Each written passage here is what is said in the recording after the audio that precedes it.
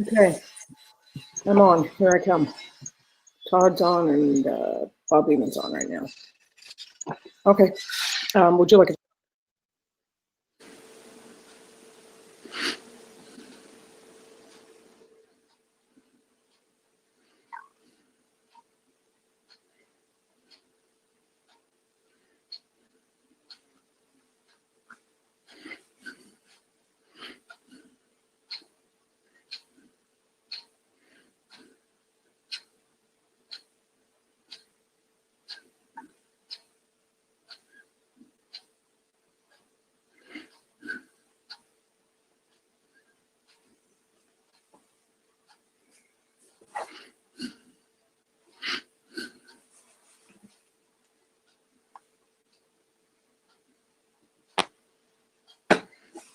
Hello, gentlemen. Happy New Year.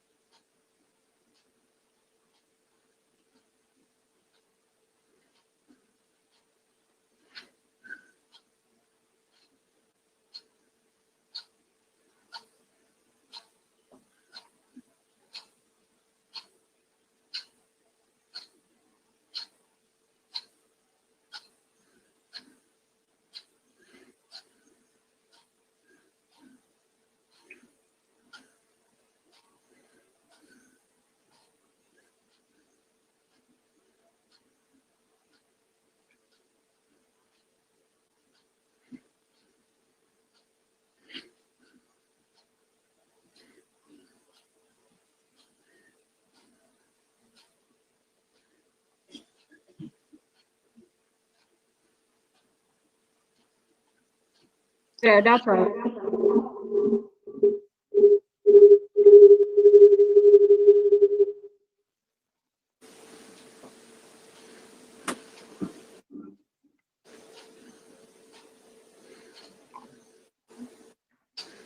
Can anybody hear me?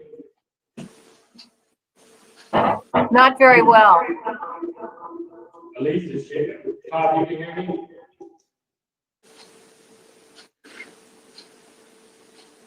Is that a little bit? Somebody else? My phone is wrong.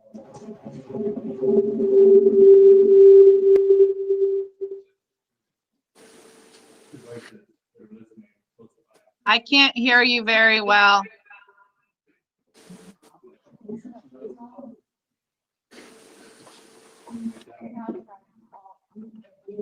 It needs all. Hello? There's a terrible This is echo. Paula. Oh, sorry, this is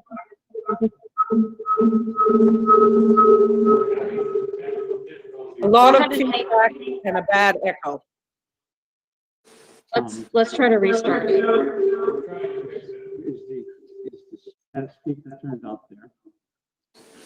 What speaker? There was a speaker on that. Oh, no. I have no idea. I didn't touch any of those speakers.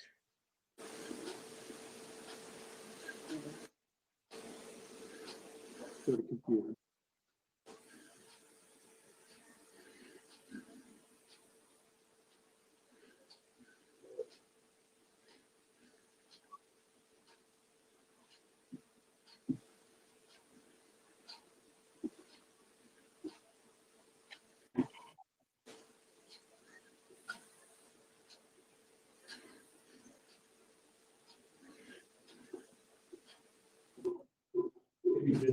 Yeah, why don't we do that?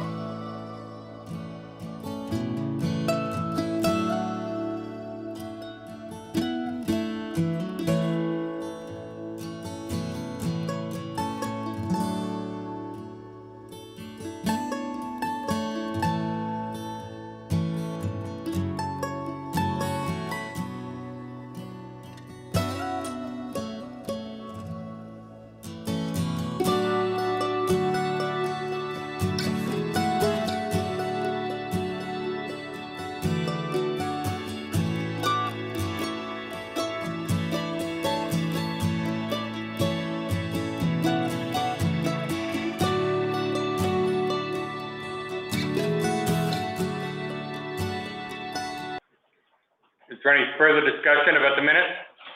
Yes, sir. Brian? Can you hear Brian? Yes. How about you, Eric? I don't see Eric on there.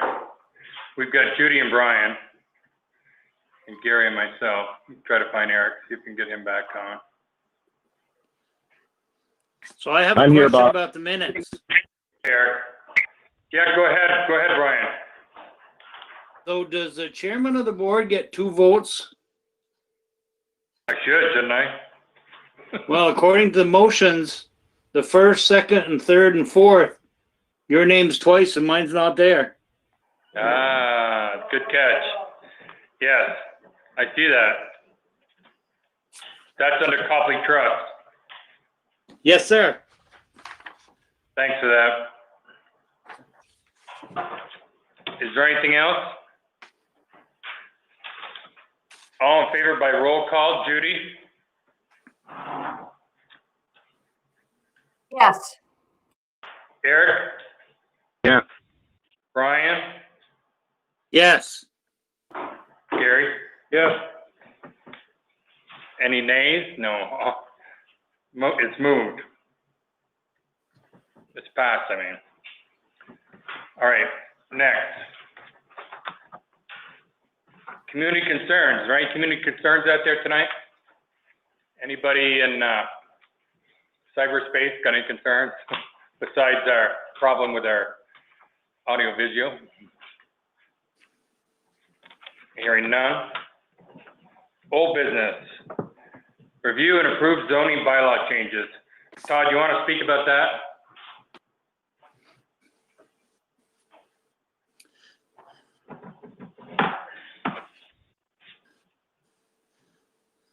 Can you hear me, Todd?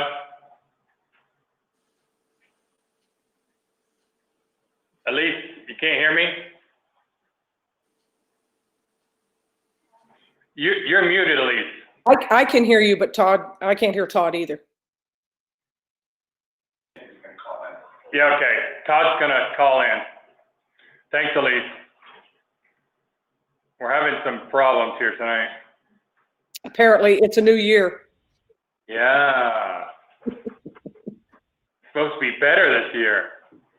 It's kind of like the Y2K 2000. Exactly.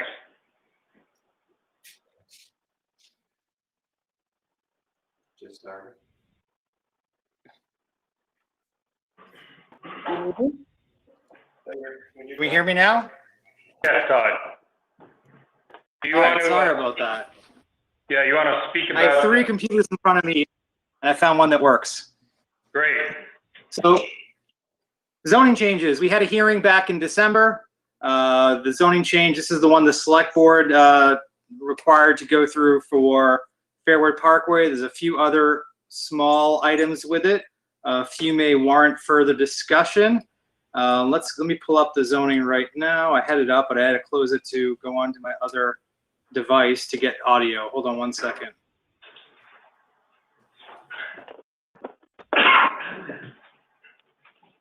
And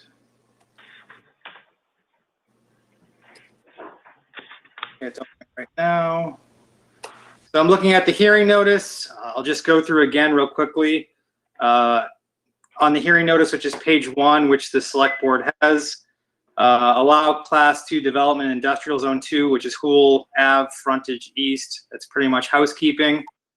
Number B, which is section 340, add steep slope protection, 20% or more to environmental resource areas. I think there is a public comment on that. So I'm not sure if you want to go take public comments as they go, Bob, or want me to go through the list and then open it up. What do you want to do? I think we could just open up the public comment and see what we get. Sure. So I think Tyler's on the call. Tyler Mumley submitted comments expressing concerns about this zoning change, section 340. So if he's here, I'll hand the mic off to him. Go ahead, Tyler. Thanks, Todd. Thanks, Bob. Yeah, Tyler Mumley here. I guess I want to start off by saying I'm sorry for submitting this email to Dan at such an 11th hour in this review.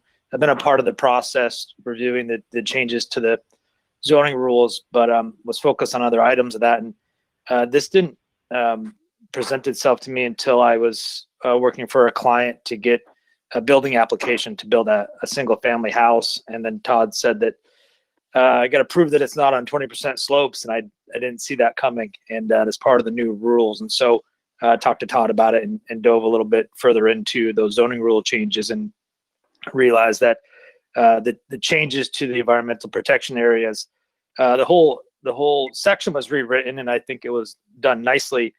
The only concern is that there is a few words added into the EPA section that says and steep slopes over 20%, and so it basically lumps any land over 20% slopes that's part of any project in Morrisville to now require DRB review and approval. And not that protection of steep slopes isn't a bad idea. It's just that it seems a little bureaucratic and maybe not super well defined. And so potentially what's going to happen is many more permits coming in front of the DRB, for anything, including single family house construction, simply because there's a portion of the land that's over 20% slopes. So I know, again, it's at the 11th hour here, but didn't know if there's a way to potentially strike that from the new rules and give it some more thought and some more elaboration and definition, or to simply just reconsider it. But that's my 2 cents. Thanks, Tyler. Todd, do you have comments about that, or can you tell us how the planning board came about that? Sure. So the language that's in front of the select board was really a compromise language. the Conservation Commission, Ron Stancliffe must have come from the Planning Commission 7 times over the course of the spring and summer, and they were looking for 10-acre minimum lot sizes. And what the Planning Council decided to do instead, they didn't want to single out one neighborhood and say no building with less than 10 acres, just this one neighborhood. So they decided it would be more fair to do something town-wide. So they came up with this compromise language with the genesis of the Conservation Commission proposal to regulate steep slopes. What this bylaw would do is it requires DRB approval for any time there's a building site, outbuilding site, a septic system, or a commercial parking lot, a commercial building on slopes that are 20% or greater as defined on A&R's map. It doesn't say you can't develop these properties, it just sends it to the DRB for DRB review. So in effect, what that does is that adds a month of hearing time for projects to go to the DRB for steep slope consideration, and obviously the cost for engineering or site plan. So Tyler will make more money off this, being one of the main engineering firms in town.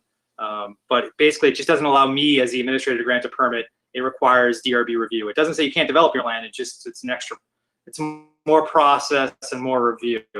That's really what the bylaw does for the steep slopes. It just seems kind of strange. Oh, sorry, Judy. It seems strange that, you know, initially they wanted a 10-acre minimum lot size, and the concession was to go to a 20% grade or less. They're two different things. Sometimes when you make sausage, it's interesting what comes out the other end. I guess that's the only way I can describe it. Because what the Conservation, to give you some background, Conservation Commission was trying to conserve the steep slopes of Elmore Mountain. They were using large lot sizes to do it. So they were basically saying, we want 10-acre lots so people aren't going to develop on the steep slopes. And what planning said, if you're really interested in steep slopes, let's protect steep slopes because we don't have any protection for steep slopes. So they made the proposed zoning change much more acute than it was. Gary, do you want to chime in on that? I know it's in your... Todd, is Elmore Mountain a 20% slope? I'd like to see a picture of it. Some of it is. Do you guys screen share at all? I can send you an email right now showing town-wide steep slopes. I have that map prepared in case anyone wants to share it with people or look at it. Yeah, I remember I owned some property on the backside of the lake on the mountain, and I think that was a 19% grade. So under this law, I wouldn't have been able to build up there. So interesting anyway. Gary. Yeah, he's not saying you can't build, just saying it's going to go before DRB. Right. Adds another layer of red tape. It does. And that's what, Tyler, you're concerned about, right? The bureaucracy.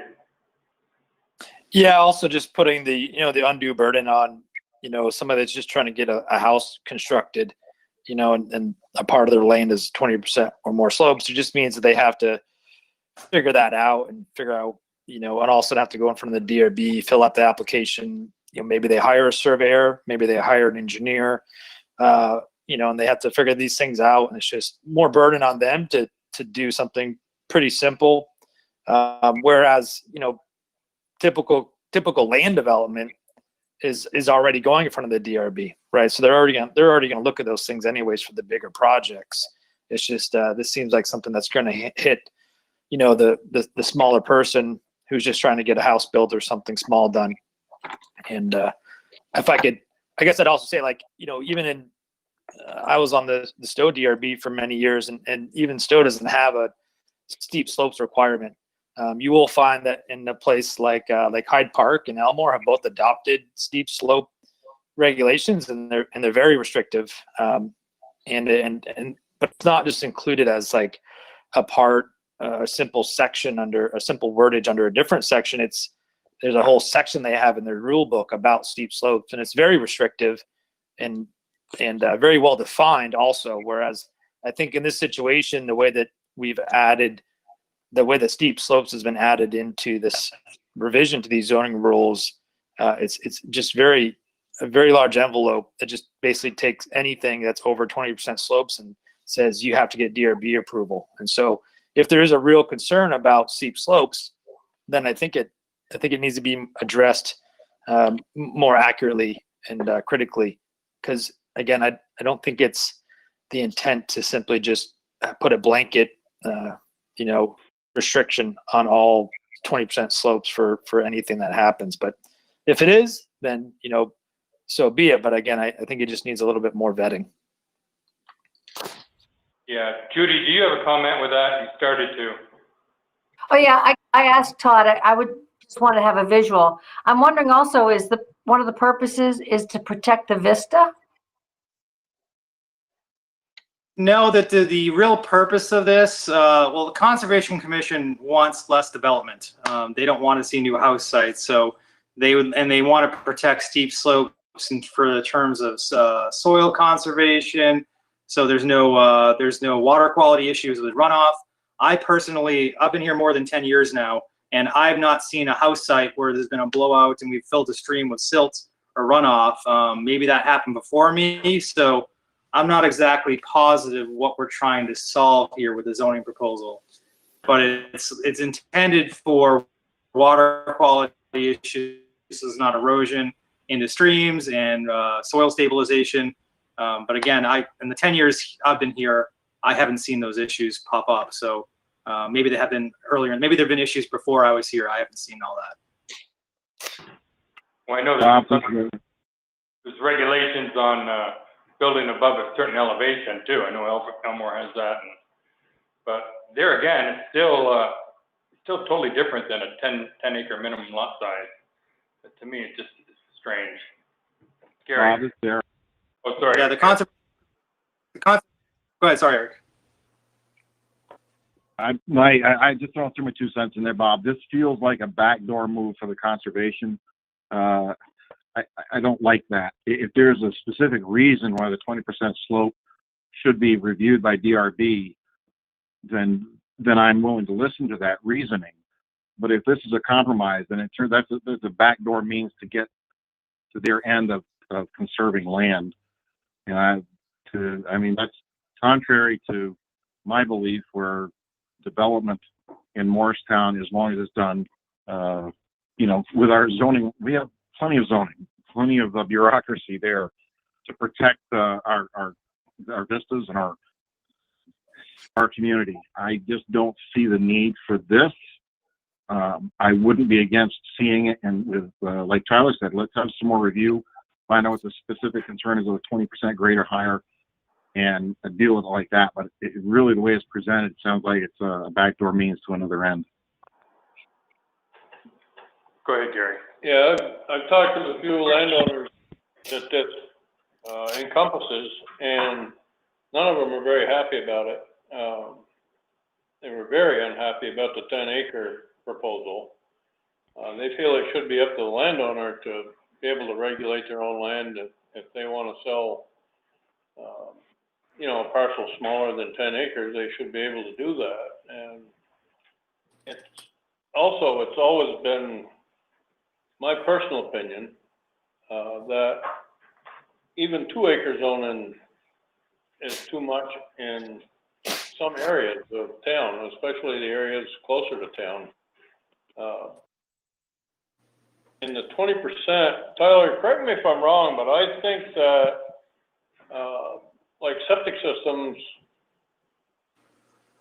septic systems are restricted on slopes of over 20%. Is that correct? That's correct. The state wastewater rules say you cannot construct a wastewater system on slopes more than 20% on newly subdivided lots. And that's subdivided since like 2004. So there's already that restriction in place at the state level for wastewater systems. Yeah, I would think that, I agree with Eric. I think we're governed enough, in my opinion, because you couldn't put a septic system on the 20% slope anyway, because even if it didn't come under the local zoning, you'd still have to get a WW permit, and which is not allowed on slopes of 20% or greater.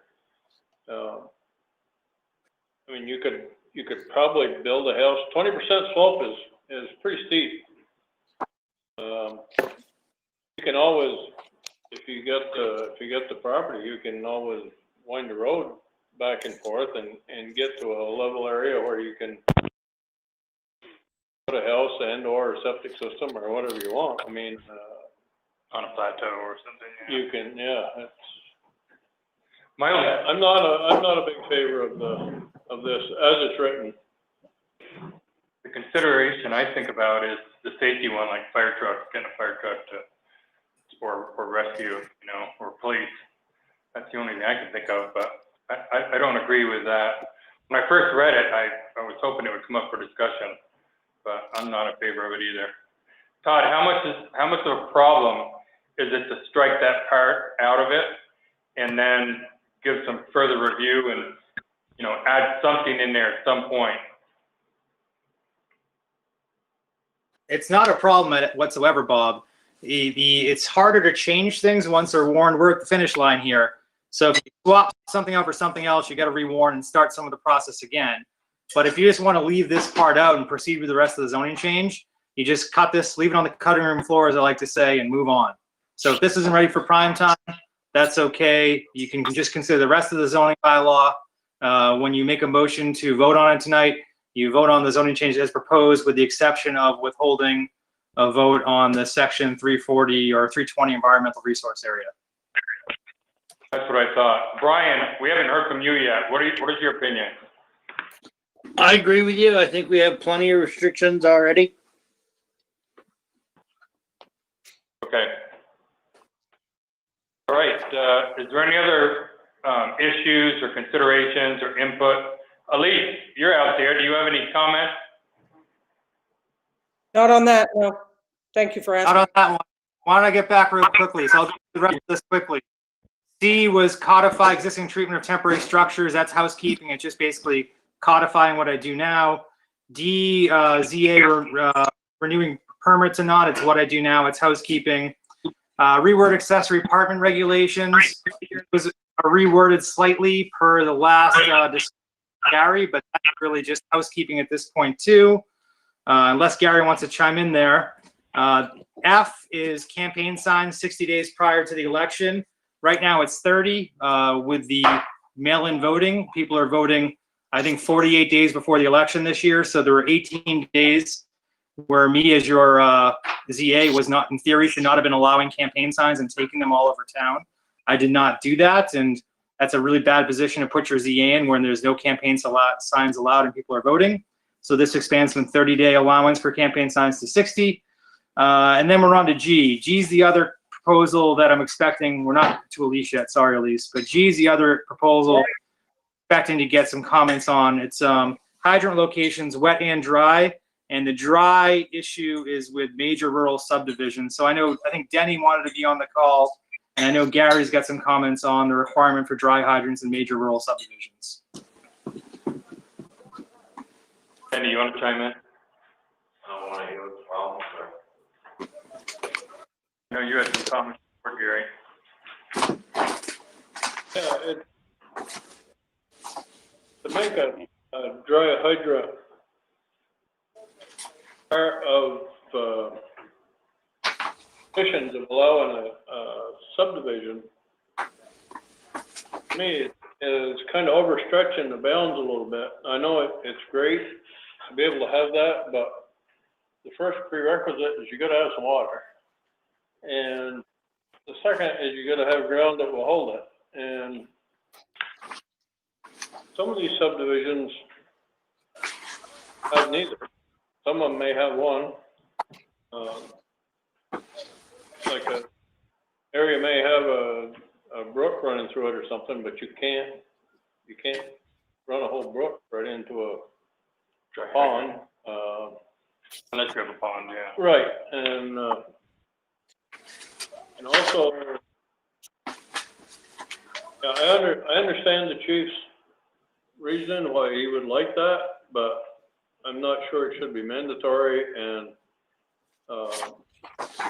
was involved in a subdivision south of town and were able to get permission. There was no way you could put a dry hydrant on the property anywhere. But we were able to get permission to put in Ryder Brook to satisfy the conditions on that permit, but going forward, I'm not sure that it should be a prerequisite to being able to get a. Well, it's been a prerequisite for a while. I know. I worked with one of the committees to reword it. Most of that can go back to NFPA, person having jurisdiction, as far as the water supply. The more hydrants we have per number of houses helps with our ISO rating. It affects every taxpayer in Morrisville. And most of the dry hydrants, we are actually a dry hydrant, have either been a pond in the area where they have dug one and cleaned it. So if they're having 3, 4 structures, that is when it starts to get the water required. Now, if you want to put in 2 houses on a little division, that's fine. The biggest mistake we have in town is Oak Ridge Estates and the one just before it. At that time, this was in place, and the chief at the time decided not to do nothing. So now we got all their nice houses out there with no water. So, I mean, you guys are the ones that are gonna have to tell the taxpayers at town meeting that their homeowner's insurance is gonna go up. I mean, this whole hassle started with this one south of town. I mean, I deal with the other 2 contractors in the village. If I ask them, they need a hydrant here, hydrant there, it's not an issue. But apparently, this particular contractor, who I know it is, apparently it's an issue. So, I don't wanna see what we've worked to do between the fire department and the water department to get our ISO ratings mid-level. All our hydrants are included. It all adds a little 0.1% that helps people with homeowners. I have more people calling me insurance companies from Sterling Valley. How many trucks you got? How long is it gonna take to get there? Where's your nearest water? So I usually end up sitting at the firehouse typing up a letter.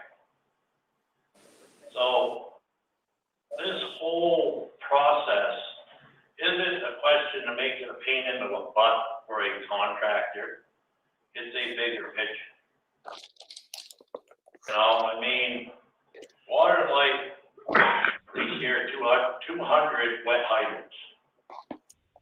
We're working with them now so they can get on a maintenance schedule, because we got hydrants that don't work. You know, like I said, if we can get within a half a mile of this development with either a wet hydrant or a dry hydrant, that is going to help the people of Morrisville better than not having it there. So I guess it's really up to you guys to make the decision. Can you have something in there that says, you know, a dry hydrant where water is available? Because I understand what Gary's saying. If there's no water available, you're not going to put a dry hydrant there. And That's the why developer we is not added going the to. half mile. Right. That's what's covering. That's what you're saying. Yes, that's what the changes I made. Because that was one of the things was that there wasn't really a distance.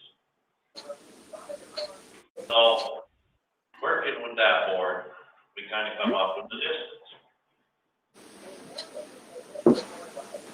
What is I mean, it's either that or we're gonna rely on mutual aid. Rely on them for anyway. tankers? Yeah. But it's the quicker, just like tonight, With nearby ponds, wherever they are, or whatever. Wet hydrant. they knocked it good. But some of our dry hydrants are summer winter. Some are year round,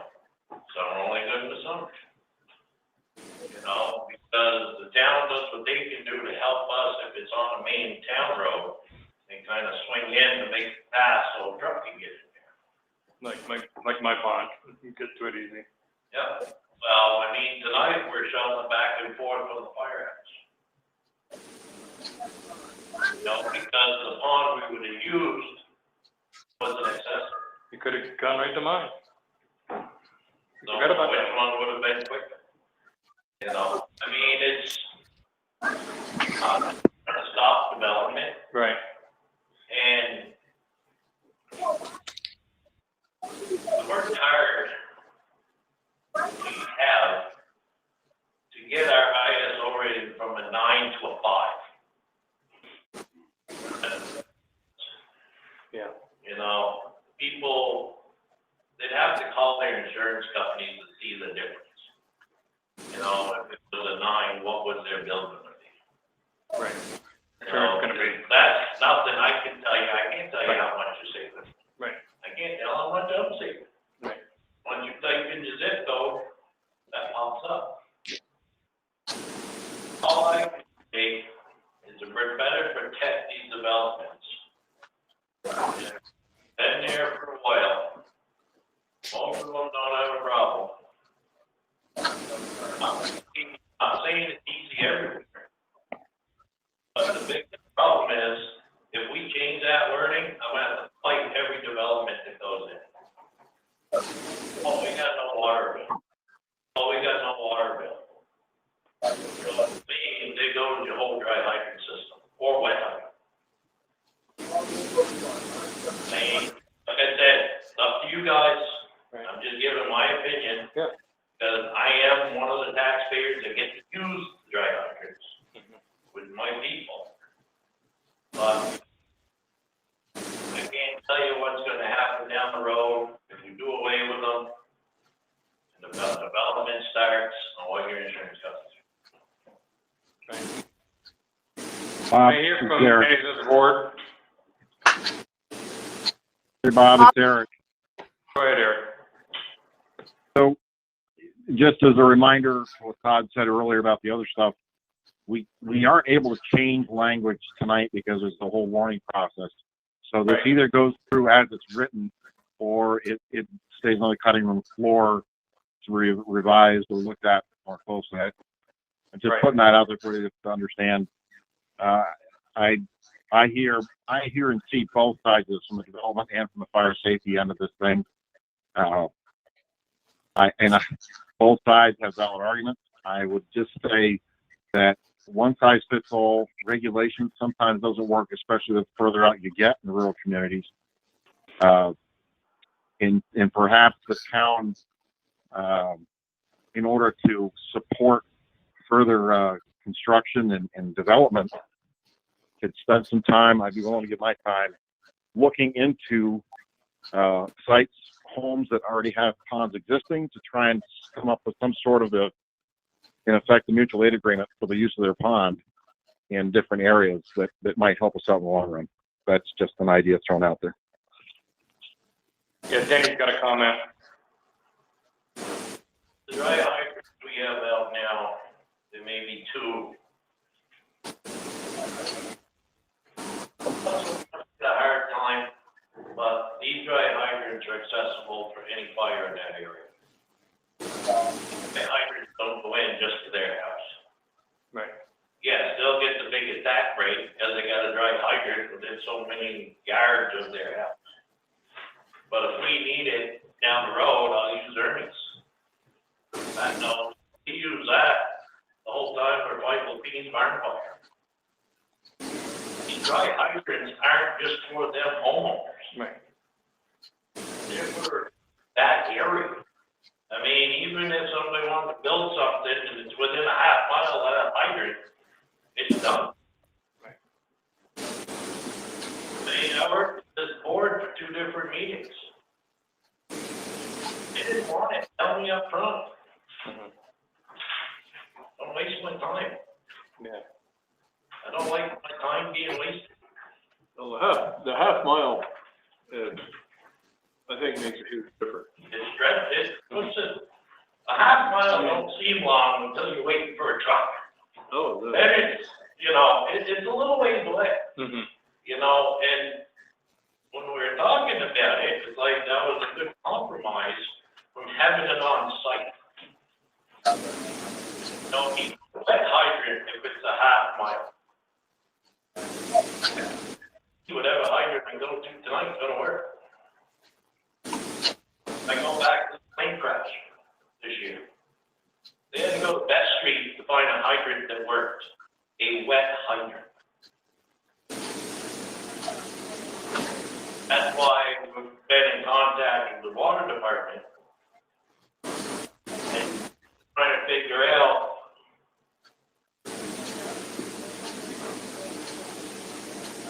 I know which ones work and which ones don't. well, they want us to do it. You know, I mean, well, it's up to them. Police, all the hydrants, all the cities do it. Right. Because that's the problem. You turn the knob and nothing happens because it's broke underground. Yeah. You're not getting water out. But technically, there's still a hydrant within a half point. Yeah. All right, do we Bob- have any more comments? Go ahead, Judy. I just to clarify what a dry hydrant is, I'm understanding that it's a hydrant that's been put maybe out near a water source. It doesn't have water in it right now, but it has access to the water. That's what it is? Dry hydrant is a 6 to 8 inch piece of pipe, PVC that you'll see coming out of the ground, 90 down into the ground. And if you look behind it, there's a pond of some kind. That goes into the bottom of the pond in the middle with a strainer. We pull up with our trucks, we have to prime off of that hydrant to get the water from the pond to come into the truck.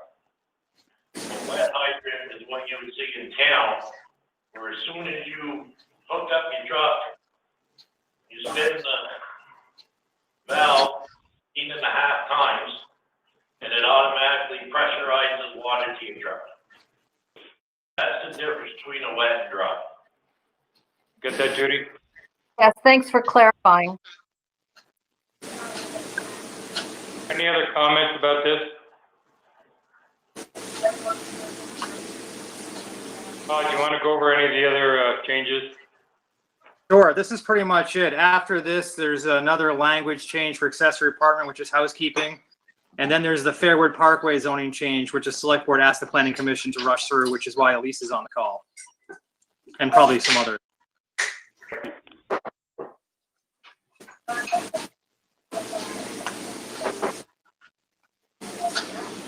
Do you have any comments about any of these changes? Elise, you want to talk about the density changes? I just want to know, that everything was where we left it, which is that as far as the town or the village trustees were intimating the last time we were at one of their meetings that they were voting in favor of this change to low density. And when we met with you guys, you were in favor of the change to low density. Just want to make sure everything's still on the same page. Nothing's changed.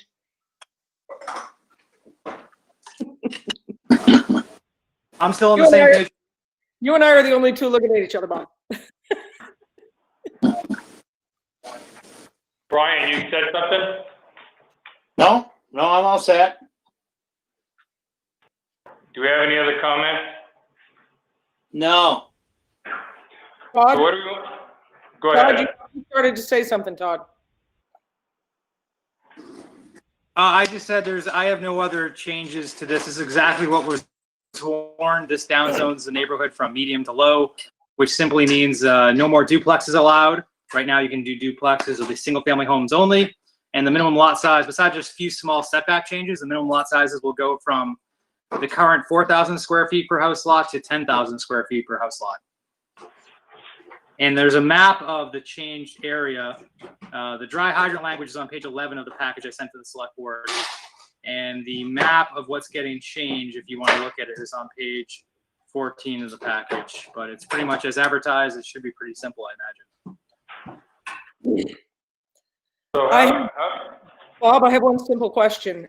It's not exactly related to that, but they were finishing the water line on Payne Avenue here and Fairwood Parkway in front of us.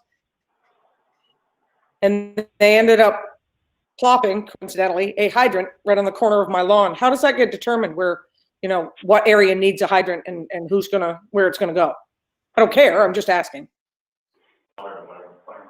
What is it? Water department. The water department does that, village water and light department. Okay. They determine where they're gonna go. I was just curious because it's odd that this neighborhood has been established for this amount of time to all of a sudden just decide, hey, we need another hydrant here. I just wondered if it's because anything had been built around or something, or the density increased. I wasn't sure why would you put in a new hydrant. I was just curious. Maybe it's because you got a sailboat on your front lawn. Well, my front yard is not wet. It's dry. It's all sand. I'm at the bottom of Sand Hill. Go ahead, Denny. I believe Water and Light has a guideline from the same place that I have to have a guideline, which is an FBA. You know, most of the hydrants, like on your main roads, have to be within 500 feet. So I know what they've been doing as they upgrade hydrant systems, water systems, because that's what our hydrants are. It's off our drinking water. Is they've been upgrading the different hydrants. Right. This is the first time I've heard of them adding them. So I would have to physically look to see where the nearest hydrant is to hers. Right. If they put it in to meet the 500 feet. It's right behind me on Peter Wilder's lawn. Yeah, I mean, it would have to see, but I know that's one of the guidelines they need to go on. Okay. So You it's can just, tell yeah, so it's just something when they're doing the upgrade to the water lines in the town anyway, that's the time to put it in. I mean, that's what I assumed. Right, because At least, can you hear me? Yeah, Tom, yeah, I can, Dan. No, this is your neighbor, Dan. Yeah, What they did, Elise, is they discontinued the one that's up by Ernie Piper's. They cut that one out when then they deleted that one, and they moved it down by you. didn't know that. That's what they did. That's what they did there. That Didn't one know. on Fairwood Heights is gone. Ah, okay. That's what they did there. They didn't want to go up through that road and do a bunch of work, so and that's why you have it. Well, Congratulations. What a bonanza. My insurance will go down now when I call them. Now, are we voting on our zoning tonight for a final Yeah. vote, or? Yeah, they are. Oh, that's nice. Okay, I'm listening. Thank you for your input. Okay. Thanks, guys. So, regarding the other two things, how do you want to act on those board members as far as the 20% grade and the dry hydrant? I'd make a motion that we approve the zoning changes to include striking B, section 340, steep slope protection of 20% or more, and leaving the remaining changes as they are. Did everyone hear that? Yes. Do I Yes, have a second? Yes. I heard it. Is there any further discussion? All in favor by roll call, Judy? yes, Brian? Yes. Eric? Yes. Barry? Yes. And I'm yes. You need a second? No, we have a I'll second. second it. I'll second it. We had a second. Oh, I didn't hear it. No, it is. It's passed. Okay. Okay, thank you, everyone. To clarify, so we passed everything but the slope Steep protections. Yeah, Okay, second. for the Fairwood Parkway neighbors in the call, remember, this is the first part of your zoning change. The village trustees need to approve it too. That hearing is Wednesday night via Zoom, and I believe the hearing is at 6 o'clock. I think the trustees start at 5:30, but they have a few things first on their agenda. And that's it. Okay. Thanks, Todd. thank you, Todd. Thank you. Okay, next. discussed appropriations policy. I'll just kick this off for everybody. I know there's some general discussion out there about what's going on right now, the difficulty of getting signatures. I think another caveat I'd like to throw in, we did have a service organization approach us, and which one was it next year? It was a youth center. The youth center. They didn't have any programming last year, and they don't feel it's appropriate for them to come back and ask us for money that they don't need right now. But I think in fairness to them, we're ready to pull them off, then will they need to get a position to get back on in 2022 when things are maybe back to normal. Right. So we kind of want to throw all those things out there in front of the board right now. It's your policy, you can change it at any time. There was discussion the last time about how difficult it is to get signatures. So we just want to make sure that you're comfortable with your policy. And you might want to consider that if somebody doesn't want an appropriation for this round, that, you know, how would you get them back on? You're going to make somebody that, for very legitimate reasons, doesn't need the appropriation this year, but would that go get a signature next year, which they probably just say, gee, then leave me on, I'm not going to go do that next year. Right. So. What does the board feel about that?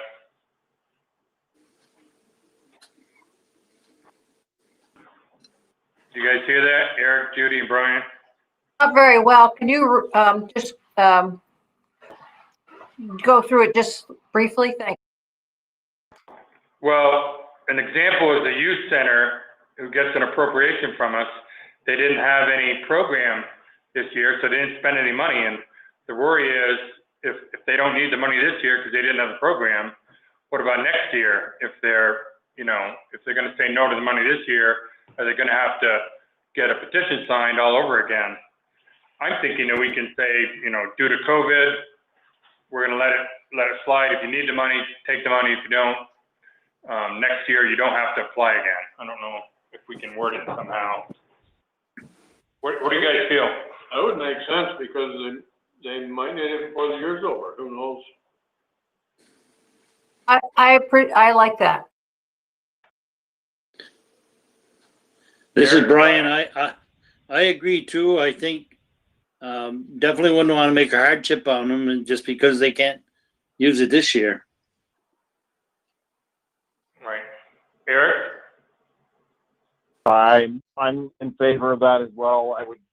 I'm just wondering if we should put a time limit on this variation, just that it's because of this year's COVID, that we don't carry this forward as a permanent policy.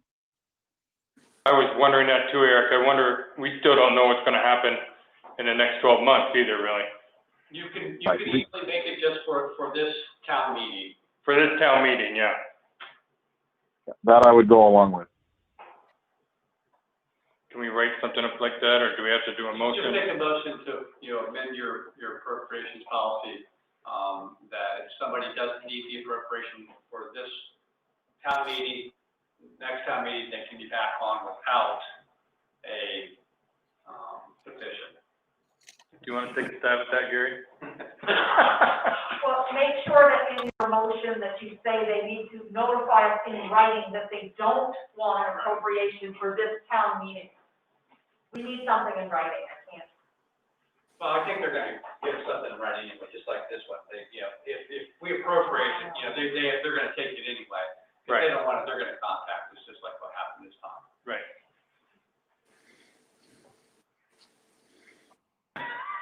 I would recommend that the board make a motion, to allow, social service agencies to decline appropriation for request for this town meeting, and not require a petition, for town meeting in 2022.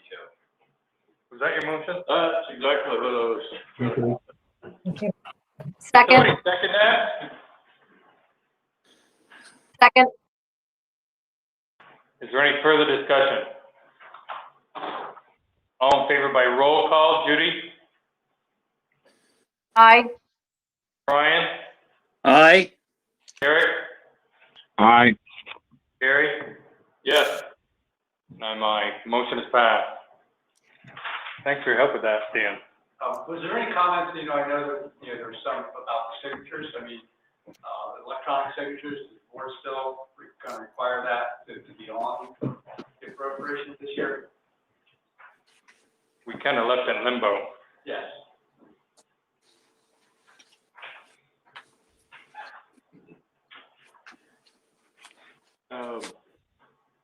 You didn't have to come here first, you know. What was the question? I'm leaning on Gary tonight. Go ahead.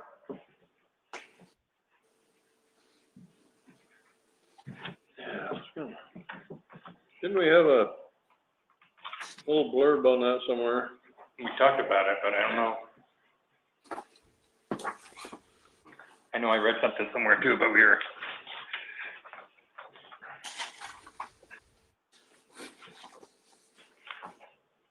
The policies, current policies in package. Right. But do we want to You, add that onto it or something? well, I mean, you know, we'd already talked, Sarah and I came to you before, and you said electronic signatures would be fine. Right. Yeah. So, you know, what's the discussion where you're gonna wait for signatures at all? I don't know. We just want to be clarified, that you're still gonna require electronic signatures on a petition. Yeah, well, that's, I guess that's what I was looking for. Maybe I Googled printed it up, yeah, and somewhere, and, we can allow the appropriations without, I mean, the select board can allow the appropriation with just a request. That's true. Don't know, I was kind of hoping that this meeting, we would know how she was coming, if she, like Camille, I don't know if she attempted to get her signatures, or what she was up to, I have no idea. Do we want to leave it as it is then? Just the electronic signatures are allowed? What's the board feel on that? Eric, Brian, and Judy? We discussed this last time and we came to the conclusion that people had to get signatures. Yeah.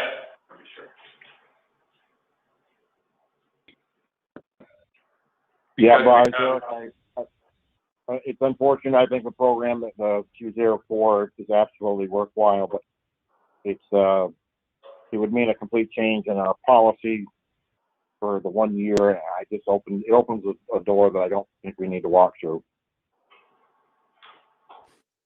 Yeah, I think we all kind of felt that way. And I think we just want to be sure that, you know, Yeah. we just want to be sure. Brian, I agree. Judy? I think it's sad, but I think we ought to leave it alone. Stay the course the way we decided last time. Okay. Yeah. We don't need a motion for that. Okay. Move on to new business. Let's do that site report, letter of support. I had emailed out the letter for the planning council and for the select board. Select board was a new company that's trying to start in the area. They're applying for a loan, big jobs. In Morristown, this doesn't mean that they're going to be like us or even from, it just says that the town, select board and planning council supports their application to possibly get some loan funds from the state of Vermont. You guys see this letter? Brian and Judy and Eric? I do. Is it the letter from somebody on the Conservation Commission? No, this is on the Vermont Economic Progress Council for the site report. It's a letter of support.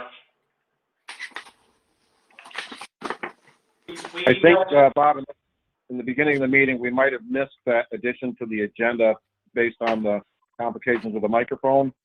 Right. But it's in the packet. Yeah. It's emailed to everybody. I got it in my email and I got it here. Did you find it, Judy? I'm looking.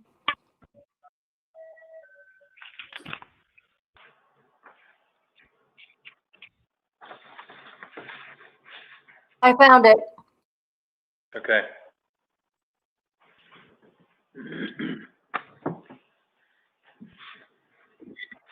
Todd probably knows a little bit more about the company than I do. just a kind of shame that we do. Do you want to chime in on that, Todd? Sure, I think the business owners are on the call. Maybe not. Jasmine and Ryan on the call? Maybe not. Okay, so if they're not on the call, I'll chime in. They're a media company. They are located on West High Street right now. The DRB did a permit for them home business maybe 3 years ago now, and they're looking to expand and hire some employees, and that's why they applied for a state veggie grant in order to help fund that. Veggie grant is the Vermont Economic Growth Incentive is a veggie grant. So they've applied for funding. They're just looking for town support. I pretty much took the letter I wrote for the last company to apply for one of these veggie grants was MSI's edition when they connected their two buildings, Stafford Ave. And I pretty much took that letter and kind of repurposed it into the letter for a downtown tech company. Sounds like a good idea to me. So I had no problem writing the letter. They're going to be located in a big Victorian at the end of that road? I'm not positive. I think that's where they've been now, where they're starting. I don't want to speak for them. That's where they have a permit for right now, but I know they're actively looking at other sites if they get this money. I think if they get the money, then they can expand elsewhere. For right now, I think it's a home business, but I don't want to speak for them too much. Thank you. Thanks, You're welcome. Todd. So we need a motion for this, for letter of support. Yes, and please authorize the chairs. I'll make a motion that we approve the letter of support and have the chair of the select board sign it. In favor of the town. I have a motion and a second. Is there any further discussion? All in favor by, say aye by roll call. Judy? Aye. Brian? Brian? Are you there, Brian? His mic's on. Eric? Aye. Gary? Aye. Motion is passed. Okay, next. New business. Approve appointment to the Morristown Conservation Commission. We have that right here.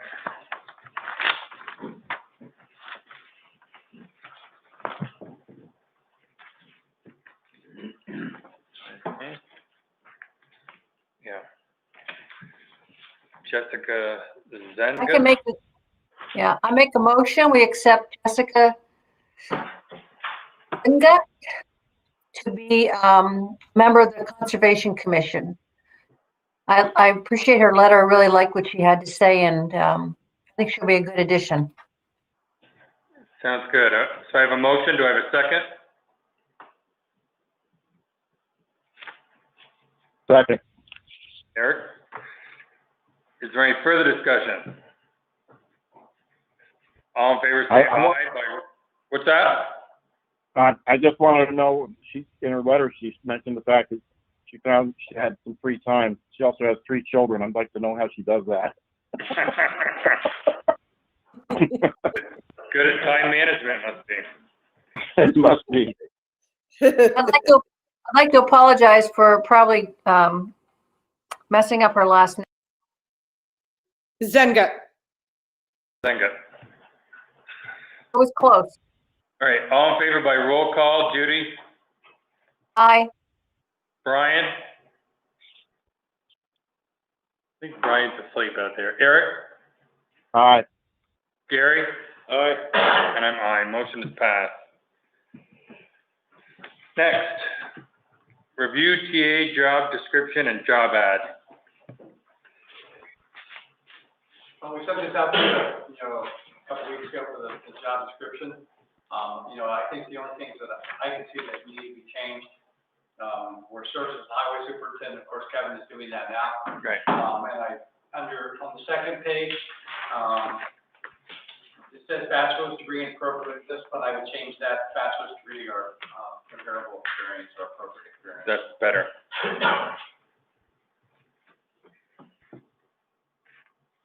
Yeah, I like that.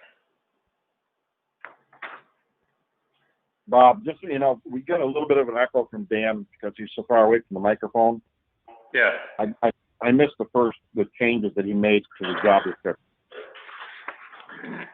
Well, do you want to say them again? Yes, Eric, the first one is, delete the section on services highway superintendent. Yeah. Okay. And the other one would be, on page 2, says bachelor's degree in appropriate discipline. Change that to bachelor's degree or appropriate experience. Okay. The rest of it, I think, is kind of up for you guys. I think of course, it doesn't cover everything that I do, but I don't think there's a job description that can cover everything. Right. For anybody that works for a town, quite honestly. Exactly. Is there any comments on the board about this? Is the candy dish going to be required on the desk? The candy dish gonna be a requirement. You'll have to talk to, the staff about that. They seem to be shaking their heads yes. What kind of candy might have to be negotiable.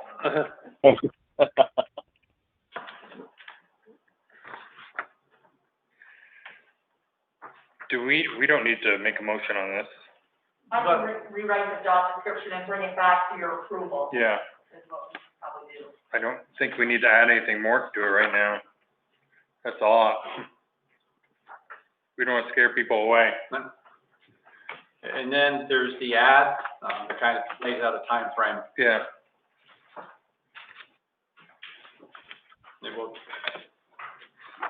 Where will the advertisements be placed? we'll place it locally. Generally speaking, what I do is I place them on Vermont Leagues of Cities and Towns website, because that attracts a lot of candidates or people looking for municipal positions. Go to that website to look for them.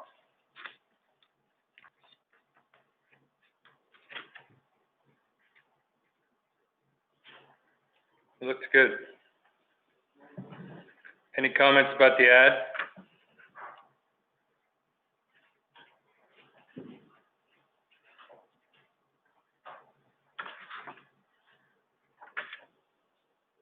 Hope we can find someone just like Dan. It's only one of them. I know. Too bad we can't clone you. All right. So we'll go with that. Next is review and approve workplace stabilization grant for the EMS. Bill. Hi, good evening. Hello. As you're aware, there were some previous, and it should be in your packet, there's a cover letter and a disbursement sheet. There were previous hazard pay grants that were all encompassing and included some EMS staff members. In those two previous ones, when we applied, we were not approved because we were a political subdivision of a state IDM municipal agency. Also a municipal agency that has some volunteer staff, and both of those classifications were removed from the previous hazard pay grants. Back in November, we became aware of a EMS workforce stabilization grant that was being administered by the EMS office.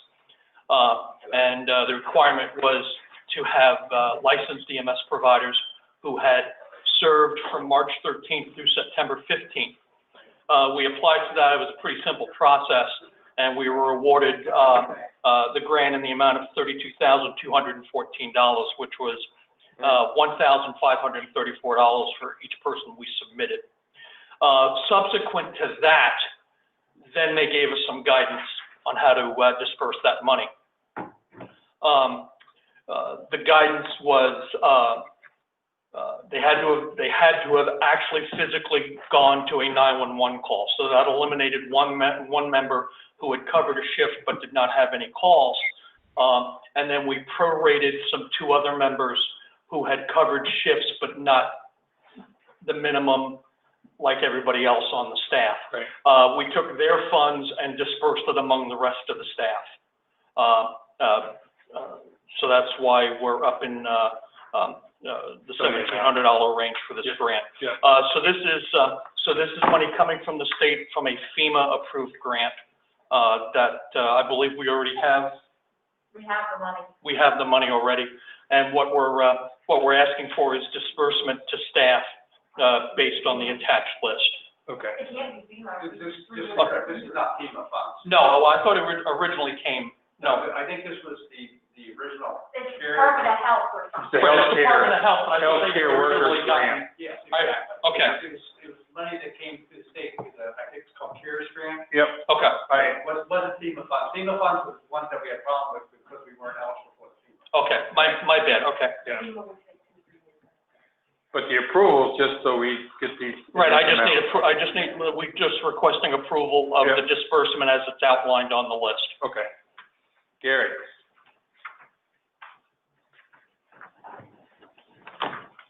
Well, I make the motion that we approve the disbursement of the grant funds allocated to Morrisville EMS as outlined in our packet. Okay, I have a motion. Is there a second? Second, Dan, I'm hanging up. Okay, Judy, you got that. Is there any further discussion? Just so everybody understands, we've had discussions with Bill about this. These funds are not going to go through payroll. Right. They'll be dispersed by check. They'll be given a 1099 at the end of the year. Right. This year, they'll be given a 1099, so everybody is responsible for their own taxes and everything out of it. Right. Just so everybody understands that. Yep. All right, all in favor by roll call, Judy? Aye. Thanks, Bill, for doing this. Brian? Yes, if you can hear me. Yes. Eric? I'm going to give you an aye at the same time, putting out 2 cents to Bill. This is yet another example of the leadership he provides, and I very much appreciate him looking out for his people. Yes. Gary? Aye. All right, the motion is passed. There's no names. Thank Thanks, you all. Bill. Hey, Bob, Yes, sir. Dan texted me to see if I could hear. I lost you on my iPad, the voice. I can see you, but I got on my phone. Perfect. Thank you. Yep. We got to roll with it. We might have to send out smoke signals pretty soon. Or climb the telephone pole to tap on a wire. All right, next. Appoint fire chief, Denny. What's the story? Well, thanks to the governor, we can't have a meeting. Because even though we could be part in the classroom, part in the bay, I guess they don't call that 2 separate buildings. We're not an incorporation, so we can't fall under the have to have a meeting because we're a business. So as of tomorrow, with no meeting, we can't. You're on vote. Right. So my position wasn't challenged. So when I talked to Dan about this whole thing I just described, instead of taking a chance of just having a meeting anyway, so what he had suggested was for you guys to see if you would reappoint me until such time we can have a meeting. So the secretary can pass one vote and nominate me as chief. And Gotcha. with the state of Vermont, I can elect my other officers. There's only one position this year that's being challenged. So that's kind of how that's. Yeah, kind of find a way around, work around. Well, try to do it the right way. Yeah. See how it works. I mean, I know it's usually town meeting day, or they're around, and when you guys, whenever there's a change or Right. something like that, but being that our monthly meeting, our annual meeting would have been tomorrow night, thought this might be a good idea. good way to go, Yeah. to keep it above board, no secrets. Right. Does So the that's- board all understand that? Yes, sir. I'll make a motion. Oh, you go for it, Brian. Second. We have a motion and a second. Is there any further discussion? All in favor by roll call, Judy? Aye. Brian? Aye. Eric?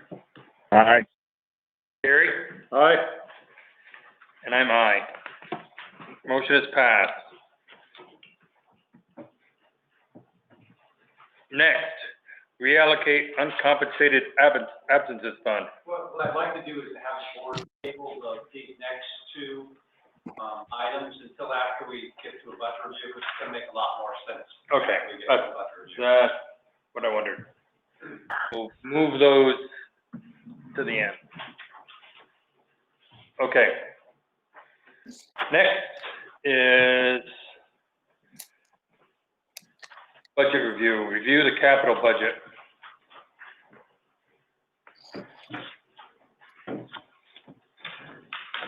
Tina, you want to talk about that or no? You want to help us? You want to help us? I can, yeah. If you go under the capital section in your book, Yeah, the first thing you'll see is the fire capital equipment fund. yes.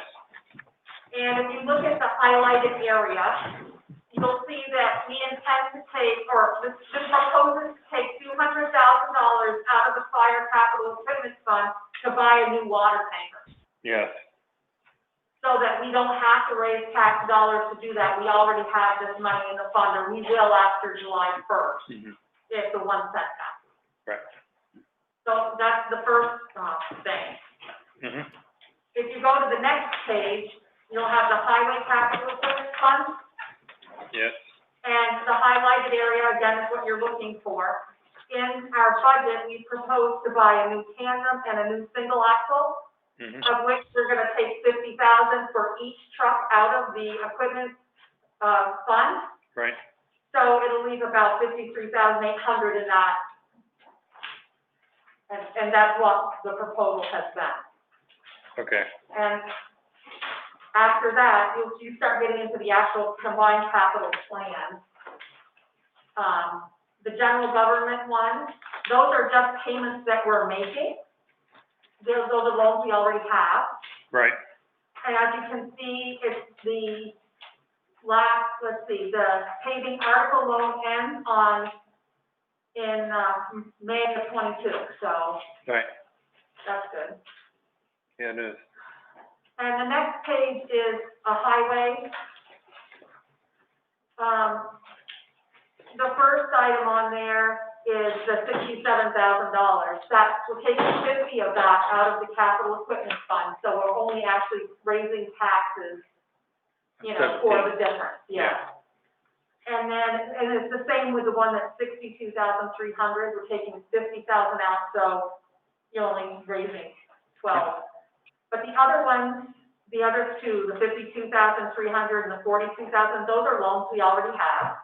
Right, The two trucks down below, the one for 16,600 and the 14,000 are proposed new vehicles, but we are not going to take money out of the capital funds for them.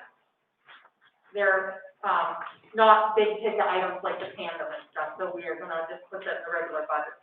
okay, And, yeah, and then the other one on the bottom, the sweeper and the Freightliner, those are just regular monthly payments, or yearly yearly payment. payments, so.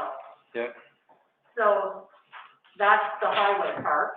I think it's important to note on this, we're trying to get on the cycle as we've talked before, where we're looking at the warranties on the equipment and trying to get in that, where it'll take a couple of years to get there. yeah, So that the warranties, can start to cover more of our repair costs than what we're spending now. So far, even this year with the highway department, just anticipation, we were able to lower our maintenance funds because more of our vehicles will be under warranty. So we're still kind of working that in. that's great. The next page is the police. there's a proposal to lease one, it's a Dodge Charger to replace the 2014 Impala. And then the other payments are ones we already have leases with. Mhm. You guys like to have one EQ that's a car? Yeah, That's we have a vehicle. So, of course, Ron on that, he primarily runs the Impala now. Yeah. That's what his wishes are for another sedan. And Dodge Charger is the only sedan you're gonna buy for a police car in 2022. Yeah. Or 21. Mhm. All the others just continue. I don't even know what they have planned for future pursuit vehicles, I think probably Tahoe continue. Yeah. Ford has a couple. Sounds good. And then the next page is the fire department. The 42,000 and the 24,000 are payments that we already have to make, and you'll see the $200,000 listed there for the new tanker. We talked about that coming out of the capital fund. Okay. And the last page, you'll see EMS and, Lucas for 16.5 is in there, it's in their budget. And then, of course, the payment that we have on the 2019 ambulance is in there as well. Mhm.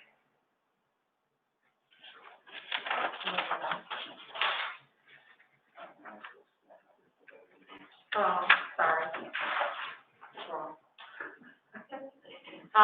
But you can see down below, after we get the total of the 942,000, then we take the money out of the equipment fund. So you're ending up with $642,258 of capital expenditures that you have to raise taxes for. Okay.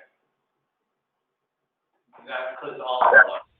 So That all That's it, loans, that's everything. everything that the town has for loans currently and what's proposed. Right. And you can see too, if you look across in the years coming up, it's not Not bad. bad. I mean, No. it will change obviously, but it's not horrible. Yeah. So, But things are getting paid off too. Looks like, besides a couple of them.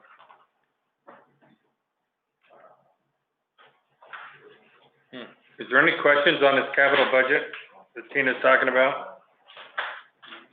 No, Tina, thank you so much. It was very easy to understand. Yeah, that's well, I'm glad. We worked hard on it, we all did, so. it's very easy to understand.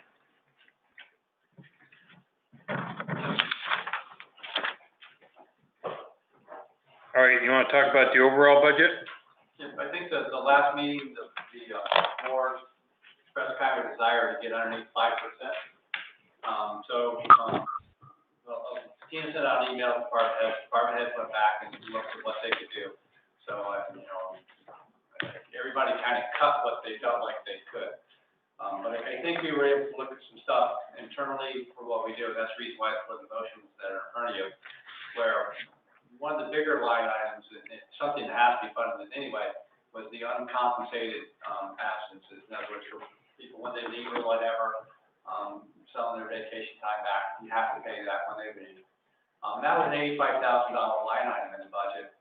And we were able to look at funds that we have already internally, and take, in particular, the infrastructure fund and some of the sales of the property, because we bought some property, we sold some property, and we've had some money actually come in from the state into the highway department. And you kind of look at that overall fund. What we can do is we can take $85,000 from the infrastructure fund and move it to the uncompensated absences fund, and then that eliminates that $85,000 in taxes that need to be raised next year.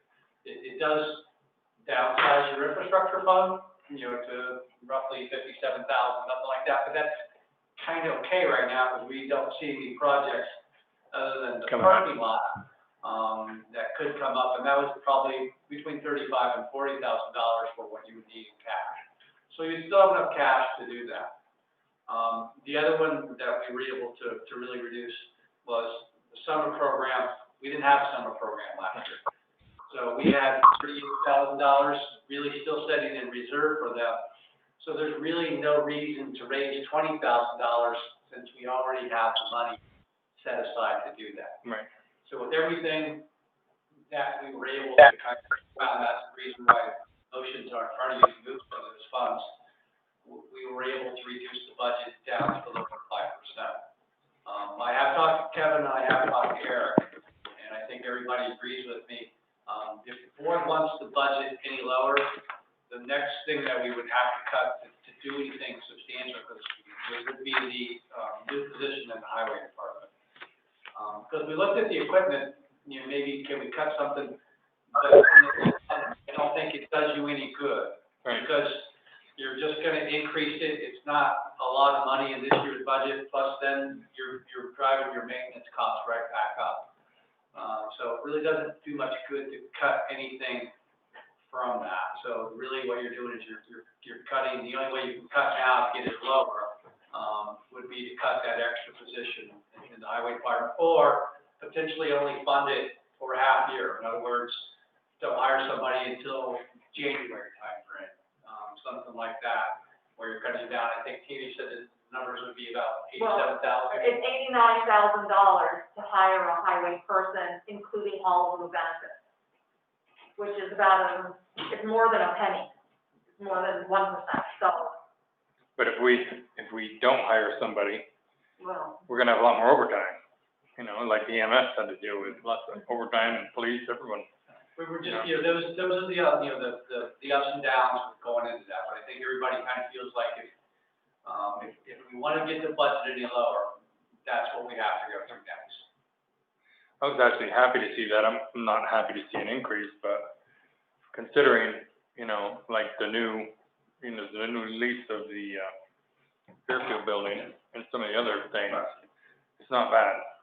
if you look at the details, you'll see, the first chunk of stuff with dates are things that change that, you know, we just fixed later on. Underneath that, you'll see all the department head changes, and you can see how they cut their budgets. And they did a really good job of going through and really taking a hard look, particularly Denny, at a lot of the things that they had. So we were able to take a budget that was proposed initially at 7.7% down to 4.9%. That looks a lot better. And as long as we're not just kicking the can down the road, and we're gonna pay more later, you know. Any comments from the board? Dan, it's Derek. I got a question, in reference to the municipal parking lot revamp. Is that slated for this coming summer or the year after? Probably wouldn't be till next summer anyway. Right now, you know, one of the things that was really triggering that, I mean, it's something that we need to do, don't get me wrong, but it wouldn't have been this summer. Well, we could have done this summer, but the apartment building or the development that was being built that was gonna help us pay half of that is definitely not happening this summer, because they didn't get their funding approval, from the So, I'm not sure when they're gonna probably continue to reapply. And having a designated downtown will help with that in future applications for them. But they did not get funding for this round, which means that project won't start this coming fiscal year, I don't believe. Okay, thank you. Any other questions, Brian, Judy? Or Gary? All set. All set. Thank you. Yeah, I wanna thank everybody, thank department heads and Tina and Dan for working hard on it. It looks good to me, doesn't look. So is this the budget that you want put before the voters at town meeting? I just wanna make sure, because I don't wanna send it for town report. I can live with it. What do you think? Well, I certainly don't think we ought to cut a position out of highway. No. Because we're getting more and more maintenance all the time. And the other thing, I mean, it was proven, Bill proved it with EMS, that you add a position, you cut the overtime, and you more than pay for that position. Right. Over time, so, yeah, I think we're good, as far as I'm concerned. yeah, it just seems to me, we know all our department heads, they're not thinking we're rich, you know, you guys are always trying to sharpen it as much as you can. We know. So, Well, I think it's been 27 years. It's been 27 years since the position was hired in the highway department. And that's another position. yeah, If you think about all the things that have happened, yeah, in that time frame, I think they've done well to keep up without hiring too much else. I agree. How about Judy and Brian and Eric? I'm good with what was presented. Thank you. This Brian, I'm all right with that too. Yep, I'm good. Yes. So that means we won't have an extra meeting in January. So do we want to make a motion on this, these motions as presented? Gary? Back here a little bit. Working me over hard tonight. I am. That's because you're here. So happens when you fall off, right? That's what happens when you show up. Yeah. I just wondered, Richard, have you had any luck with any new? No. Any new people? No. I would think you'd be able to get some from Burlington pretty quick. Things are looking down there. I don't know, I think, maybe it started more too than I am. Seems like a lot of them are leaving the profession too. So we're not. Can't understand why. Yeah, all the positive press you guys get, I can't imagine somebody wouldn't want to join the force. All right, the glamorous job that it is. But, no, we haven't, no, you know, we get these, you know, nothing serious, you know, nobody is qualified. And of course, our desire is to have someone trained, certified, level 3 officer. And because if we don't, even if we hire one today, they won't be on the road until a year from now. Right. So, Right. you know, so we're really trying, you know, we have one scheduled to go to the academy in March, still. So as far as I know, that's gonna move forward. So. But there's still another position, and we've had nobody. This is, I've never seen it like this, so. Tough. Yeah. All right. Okay, with that being said, I make the motion to reallocate $85,000 from the infrastructure fund to the uncompensated absences fund. And included in that motion is, to move, to allocate $66,854.03 from the 11 Old Creamery Road fund to the infrastructure fund. Do I have a second? that.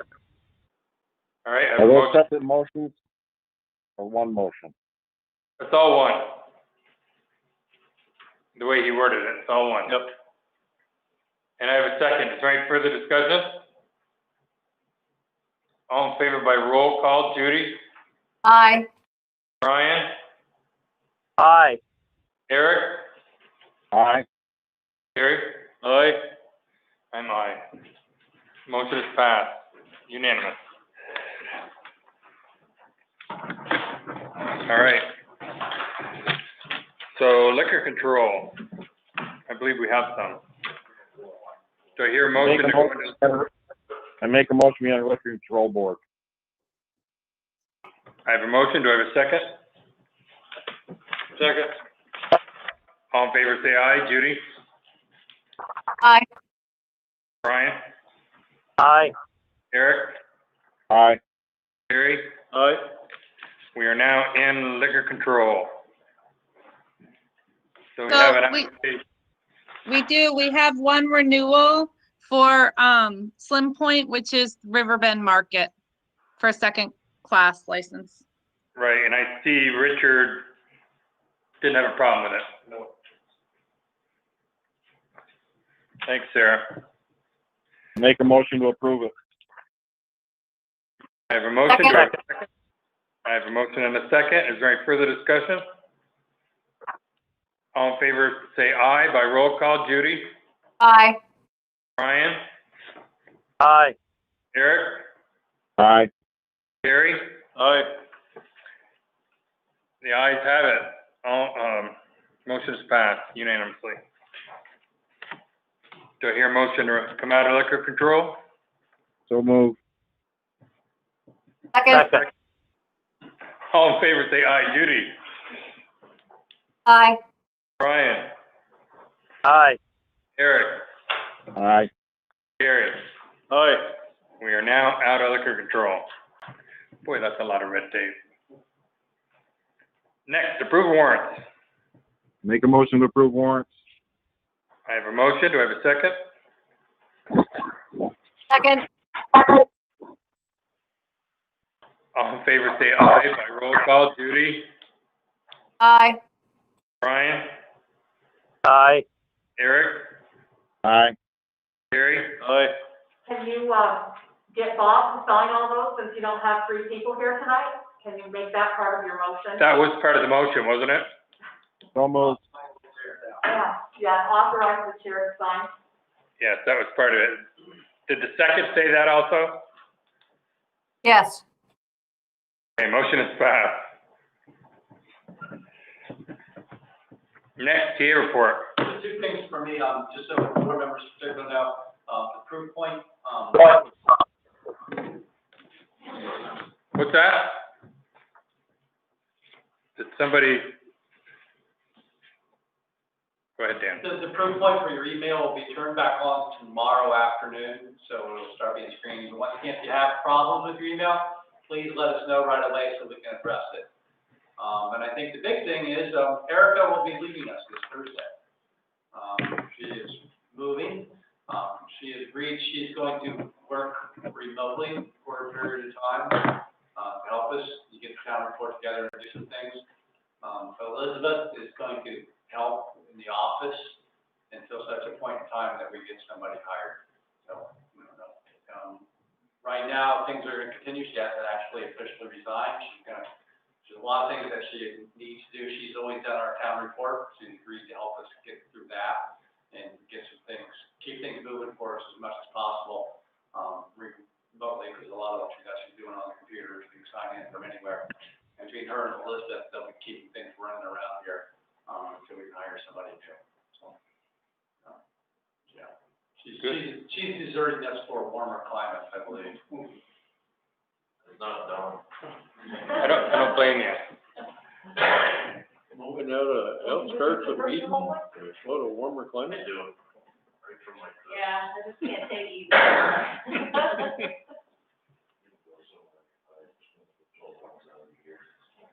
That's all I really have.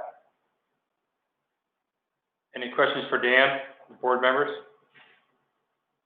I just have a question about, our next meeting is gonna be on Tuesday at 6, and then the 25th, is that still at 6 o'clock? Well, I'm gonna look at the 26th. The next one will be, yes, the Tuesday. Thanks for mentioning that to me. So the Monday's, thought it was the 19th. Monday, it'll be Tuesday the 19th. Because Monday is a holiday. And then we will probably have to have a special meeting to approve the warrant. Is that gonna be the, kind of in place of the town meeting? Oh, no, not at all. That's just to sign and approve the warrant. That's Oh, not an okay. informational one. All right. When is the informational one? I was looking at the 4th Tuesday in February. I believe it's February 22nd. I think we have one on the 1st and the 15th. I can't see the calendar from here. Yeah, 22nd is a Monday. 22nd would be the information meeting. It has to be within that 10-day period Yeah, prior. that's a week before, or a week and a day before. Yeah. town meeting. So Bob, we'll have a meeting the 1st, the 15th, and the 22nd? And the 1st Yeah, the 1st, the 15th. Oh, and the 1st. of March. Yeah, 1st of March. Yes. 1st, 15th, 22nd, and then 1st. Oh. That sounded exciting. Thought they were muted. Okay. Any questions for Dan? Thanks, Dan. Next, select board concerns. Judy?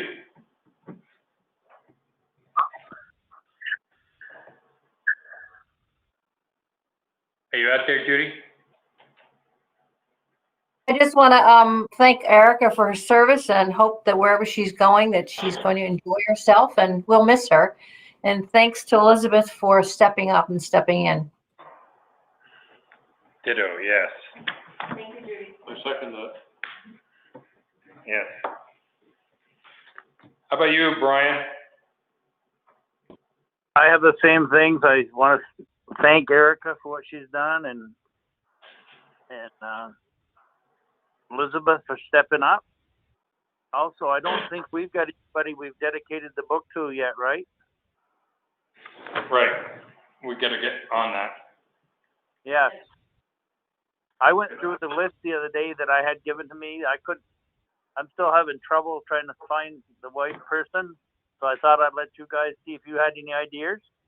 Yeah, I looked through it too. Yep. And the other thing I want to say is Judy mentioned the paint on the highways. The other night I happened to notice, especially by Bishop Marshall, that line is so hard to see at night, especially if it's a little bit wet. I'm wondering if they got their paint at the dollar store or something. The state thing, is that, you talking about the center line or the fog line? Both. Just all of it. Yeah. So just yeah. Go ahead.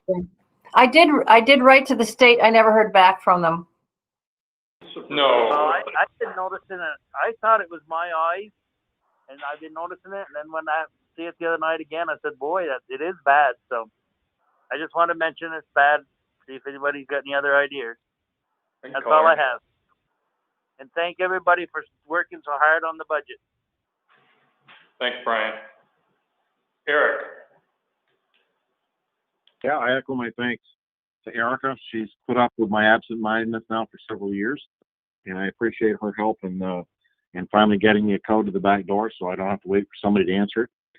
And I appreciate Elizabeth very much. The work she's done in the town clerk's office has been exemplary, and I think she'll do great filling in there and giving Dan a hand that he needs to keep his candy jar full too.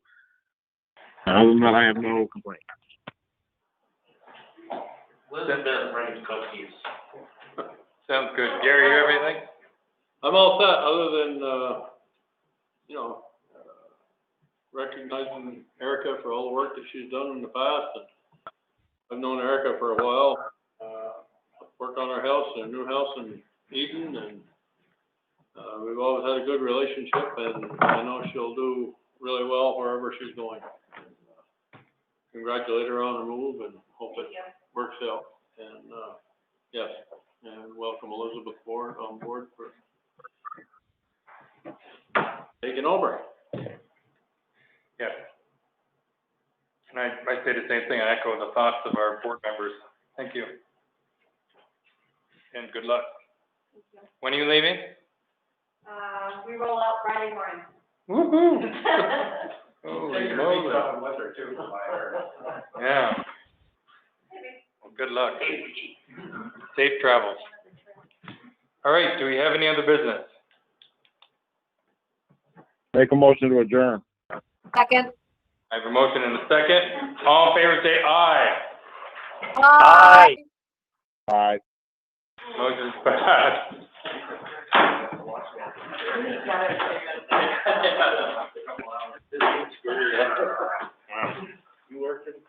Thank you. Thanks, everybody. Thanks a lot.